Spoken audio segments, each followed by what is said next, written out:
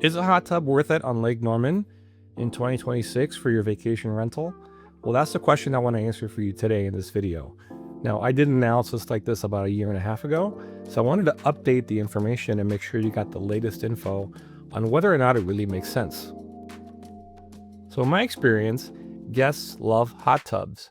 And I think the reason is because most people don't have a hot tub at home.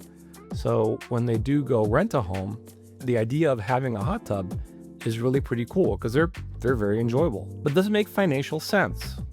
Now I looked at 5-bedroom properties that are on the lake and do not have a pool. So this is a very specific set of properties to show you some numbers.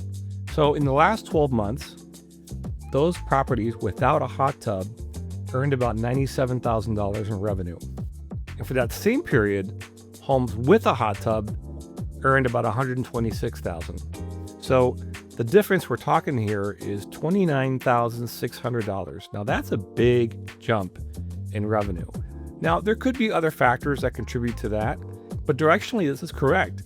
You can definitely make more with a hot tub in your property versus not having one. Now this here, let me show you the average revenue per month of a vacation rental on Lake Norman. Now Lake Norman is a very seasonal market, so June, July, and August are very strong months in terms of revenue.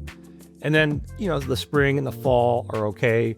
And then January and February are typically the weakest. So that's really how revenue distributes across the board.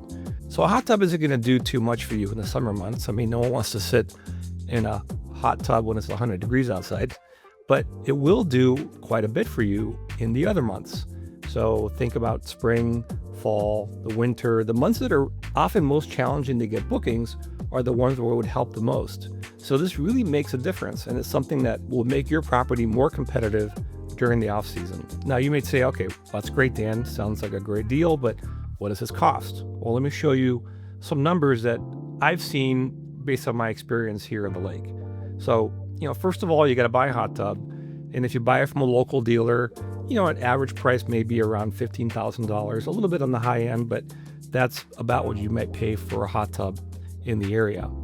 You have to pay for movers sometimes, because oftentimes if you buy a hot tub, it may be delivered just to the driveway, then you got to hire somebody to take it back to where you want it.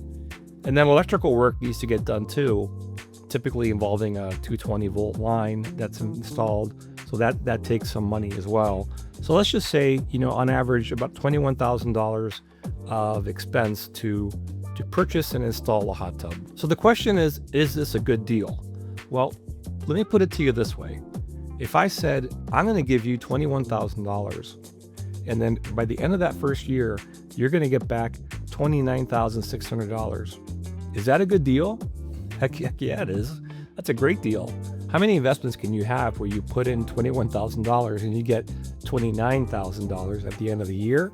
Not too many. So that's a great idea. It's a great investment, and you get it all paid back in the first year. And oh, by the way, it's not just the first year. The second year, you see the bump. The third year, you get a bump. And those subsequent years are all profit. So is this a good idea financially? Absolutely it is. Now you may say, Dan, that's a great idea, but I'll bet every home in the lake has a hot tub, right? Well, you'd be surprised.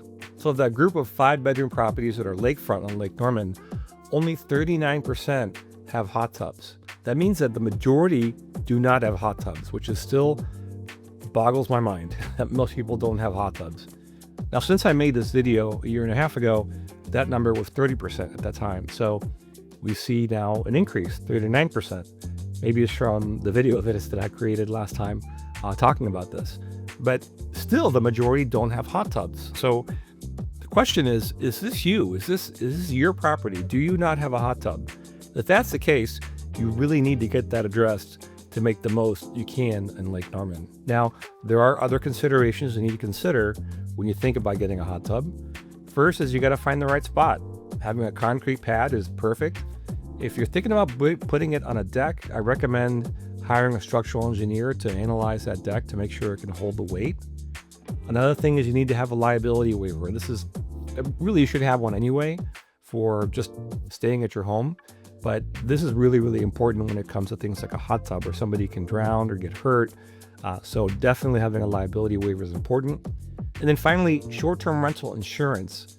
Again, you should have this anyway, but insurance specifically made for short-term rentals is really going to help protect you from whatever might happen in terms of people getting hurt or other things like that in your property. So if you're going to get a hot tub, think through these considerations carefully and make sure that you're doing these things correctly so that you can increase the revenue but not increase the risk.